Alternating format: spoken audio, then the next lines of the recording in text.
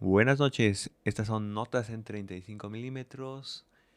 Mi nombre es Enrique y sean bienvenidos a otro capítulo más. Otro capítulo donde no pensaba grabar, la verdad, no me sentía con tanta inspiración.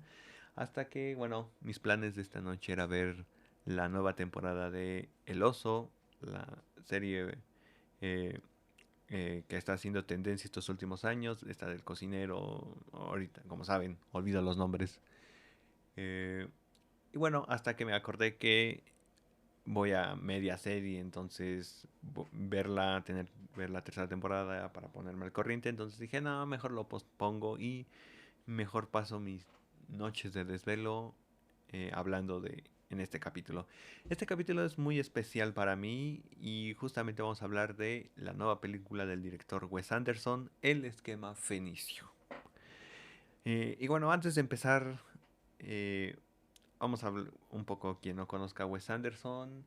Eh, es un director bastante conocido dentro del ámbito cinéfilo, al menos. Hay una que otra película popular que tiene Wes Anderson. Siento que las dos películas más populares y que la gente puede reconocer es El fantástico Señor Zorro y El Hotel Budapest. Siento que son las más populares, pero bueno, también se hizo popular Wes Anderson porque si no se acuerdan, hace años en TikTok se hizo un trend de mi vida grabada como si fuera película de Wes Anderson y todas eran estas planos con simetrías perfectas, colores pastel o colores acá, eh, estos medio colores amarillentos, naranjosos. Bueno, ese es Wes Anderson. Bueno, no solamente es este estilo, sino es más complicado. Wes Anderson es un director que no se caracteriza tanto por películas taquilleras. Es un director que no le importa el, el recibir premios, el recibir eh, aplausos en festivales. O sea, de hecho, ganó un Oscar y ese día no fue a recibir el Oscar. Entonces, eso habla de cómo prioriza más sus proyectos que recibir premios. Porque justamente no recibió el Oscar porque estaba grabando esta película, El esquema fenicio. Y bueno, ese es un contexto para quien no conozca a Wes Anderson. Vamos a hablar primeramente del esquema fenicio. Eh, la nueva película de Wes Anderson que se estrenó en el Festival de Cannes apenas este año y que llegó a cines a principios de mes, si no me equivoco, y que ahora se puede encontrar en otras plataformas dependiendo de en qué país te encuentres. La película pues es dirigida y escrita por Wes Anderson en una historia conjunta junto a Roman Coppola, sí, del mismo linaje Coppola, y bueno, y con una fotografía de Bruno Del Bonel, que es la primera vez que este director de fotografía trabaja con Wes Anderson. Algunos tal vez no lo noten, pero la verdad es que sí se nota un poco la diferencia dentro de la fotografía a otros proyectos pasados. La música está a cargo de Alexandre Desplat, que quien no conozca a ese compositor, ya ha trabajado mucho con Wes Anderson. Si no me equivoco, ganó el Oscar por el Hotel Budapest a Mejor Banda Sonora. Eh, y también creo que lo ganó por La Forma del Agua con Guillermo del Toro. Y bueno, con un presupuesto de 30 millones de dólares y que hasta ahorita ha juntado 32 millones, o sea que para el estudio, o bueno, para el estudio mínimamente salió tablas. Pero bueno, creo que hay que tener entendido que para este director nunca va a ser muy raro que encontremos ganancias monetarias. Eh, el reparto principal, bueno, ¿qué es el esquema fenicio? El esquema fenicio, al igual que la mayoría de las películas de Wes Anderson, se trata de cuentos, se trata de historias en lugares muy encerrados. Al menos en su más reciente época, películas que parecen pequeñas o en escenarios muy pequeños. En este caso, pues está ambientada a mediados del siglo XX. La película se centra en Sasa Corda, quien interpreta Benicio del Toro, que es un magnate poderoso que mueve influencias, tiene una empresa de armas y justamente eso lo conlleva a ser atacado. En una que sobrevive de un atentado en su avión es cuando decide poner en plan este esquema fenicio. En primer lugar, pues nombra a su hija Lies, quien es novicia en un convento, para convertirla en su heredera de todas sus riquezas. Y bueno, esto pues va a despertar ciertos recelos y ciertas disputas eh, en conocidos o en conocidos y en socios de Sasacorda, entre ellos pues su hermanastro Nubar, que interpreta Benedict Cumberbatch. Eh, Mientras tanto, Lies, que esta es interpretada por Mia Triapleton, no sé cómo se pronuncia, pero es apenas una actriz revelación, no tiene tantos papeles importantes en su carrera. Eh, Podría decirse que es su primer papel protagónico real. Eh, y bueno, esta película pues mezcla temas como espionaje, negocios internacionales, reflexiones acerca de la religión, el poder, la herencia, eh, la unión paternal. Y bueno, justamente dentro de... Y justamente dentro de esta historia vemos lo que habíamos... eh, mm, bueno, lo voy a hablar más adelante acerca de lo que implica el cine de Wes Anderson, pero en estricta parte en esta película de el esquema fenicio, siento que, porque para esto, o sea, he visto toda la filmografía de Wes Anderson y esto de abarcar el espionaje o el sabotaje industrial, como le quieras tú llamar, eh, es un tema nuevo dentro de sus películas. Ya hemos visto eh, padres que desean otra vez regresar a la vida de sus hijos, el concierge de un hotel que por azares del destino se vuelve dueño del propio hotel del que trabaja, eh, vemos una isla donde son exiliados perros, bueno, una alcaldía que se exiliada en una isla con perros, eh, adaptaciones a cuentos de Roald Dahl como El Fantástico Señor Zorro o La Increíble Historia de Henry Sugar. Y, y justamente vemos este contrapeso emocional entre sus películas. Eh, También se habla mucho de esta sátira del espionaje, la ironía visual que tiene Wes Anderson en mezclar. A simple vista se puede parecer que la película eh, se ve bonita. Ese es un término que hasta se me hace despectivo para hablar con Wes Anderson. Eh, pero toca temas inclusive medio adultos, o sea, por eso es medio ácido y eso es lo que creo que me interesa o se me hace interesante en el cine de Wes Anderson porque mezcla este estilo eh, de Anderson junto con sus temáticas que mezclan el humor ácido, la ironía y todo eso. Y justamente para alguien que ya conoce a Wes Anderson o al menos es considerado cinéfilo y medio conoce las películas de Wes Anderson, al menos las más populares, eh, existe esta problemática reciente con Wes Anderson y es que justamente su estilo tan marcado lo ha hecho caer en una fórmula repetitiva. Eso dicen los demás porque aquí es donde ya empieza la parte de ser el abogado del diablo, el abogado de Wes Anderson o quizás el fundador de este movimiento andersionista. Eh, y justamente digamos que en un punto, al ver toda la filmografía completa, empezamos con Bottle Rocket, que es una película obviamente más indie, es no tiene grandes actores esta película, a lo mucho Owen Wilson, pero justamente Owen Wilson debuta como actor en esta película.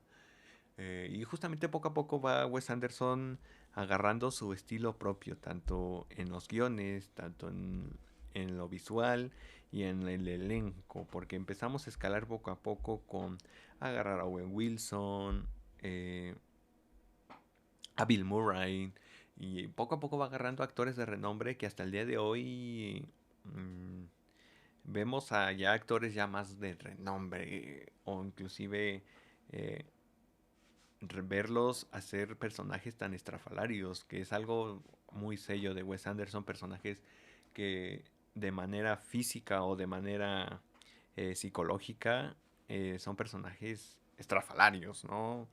Eh, y que raramente lo puedes ver en que el actor lo haga fuera de Wes Anderson. Uh, me estoy desviando del tema. A ver, el estilo excesivo, regresando a ese tema. Y justamente cuando llega El Hotel Budapest, que es la mejor película de Wes Anderson, es su pico más alto. Es la película que llega a alcanzar tantas nominaciones al Oscar, incluyendo mejor película.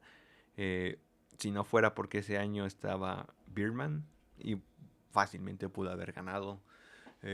Y ahí vemos el pico más alto. Después de eso estrena Isla de Perros, una gran película stop motion.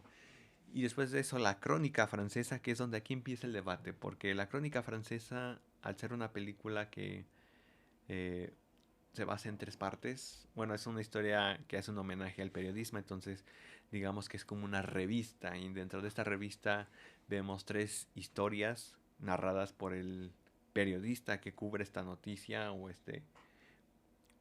estas historias. Eh, que a mí no se me hace mala. De hecho, creo que es también de las mejores de Wes Anderson, tanto visual y narrativamente. Y llegamos después, años después, en 2023 se estrena Asteroid City, que ahí es donde se le va la mano. Ahí sí tengo que... O sea, no es mala película para mí, pero por ejemplo, si tú quieres empezar a ver el cine de Wes Anderson, yo no te recomiendo Asteroid City. Es no es pesada, o sea, siento que es muy rara de ver, o sea, debo de confesar que, por ejemplo, yo la primera película que vi de Wes Anderson fue justamente El Hotel Budapest. La primera vez que la vi me quedé dormido porque pues es justamente como leer un libro, ver películas. Eh, Tú cuando quieres empezar a leer libros o no vas a empezar con el Quijote, es, es demasiado pesado, ¿no? Tienes que empezar con lecturas pues más suaves.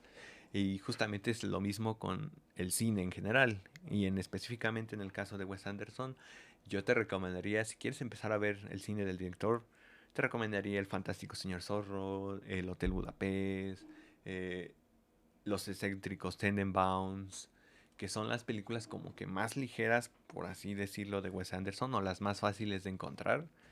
Eh, y ya después pues empiezas a escalar en otras películas, La Crónica Francesa, La Vida Acuática de Steve Zissou, Bottle Rocket, eh,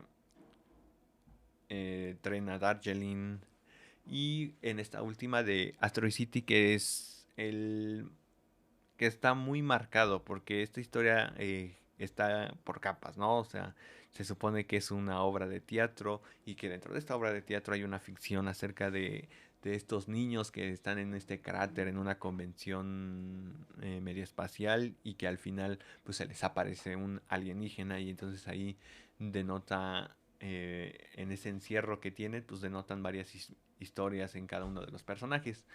Eh, y justamente entiendo que a la gente no le guste porque sí es medio complicado de entenderle. O sea, no estoy diciendo que la gente no pueda entender una película, pero eh, aquí ya se nota claro que Wes Anderson no le importa lo que opine la gente. O sea, es una película que él hace con lo que ha cosechado en todos sus años de carrera y justamente toca temas muy personales para él a la manera que él solo sabe hacer. Eh, Y ahora con el esquema fenicio vuelve a tocar una temática que siempre se aborda en todas las películas, que es este eje de padre e hijo. Siempre en la mayoría de todas las películas de Wes Anderson siempre se nota este estilo de padre e hijo. Puede ser explícitamente como en esta del esquema fenicio, puede ser de una manera sentimental, como lo puede ser en el Hotel Budapest, esta figura paternal o protagonistas que padecen de una ausencia paterna eh, o una ausencia familiar, que justamente es esa herida emocional. No sé si Wes Anderson lo expresa de esa forma en su vida personal, pero es un sello narrativo de sus películas y justamente esa es otro punto que quiero hablar del cine de Wes Anderson y es el estilo. Mucha gente se casa nada más con la idea del estilo visual que tiene Wes Anderson, la paleta de colores, la simetría de de sus planos, el movimiento de cámara, los zooms dramáticos que hace. el elenco que tiene, sino también sus historias tienen un sello muy importante. Esta temática de padre e hijo, los diálogos que tiene, la narrativa, o sea, cómo lleva las historias en una narrativa, a veces por capas, a veces en que el protagonista nos va contando la historia, en cómo dentro de esta narrativa nos agrega, nos narra ciertos elementos o ciertos rasgos del personaje o hábitos que podrían ser insignificantes, pero siento que amplían más el personaje en sí, ¿no? O sea, un ejemplo en, ya más analizado, el caso de los excéntricos Tenenbaums. Hay un personaje que interpreta a Ben Stiller, que es parte de esta familia. Él tiene eh, dos hijos, que, si no me acuerdo son gemelos. Eh, la rareza que tiene este personaje y sus hijos es que siempre visten en esta ropa deportiva Adidas roja con rojas, a los tres visten igual así.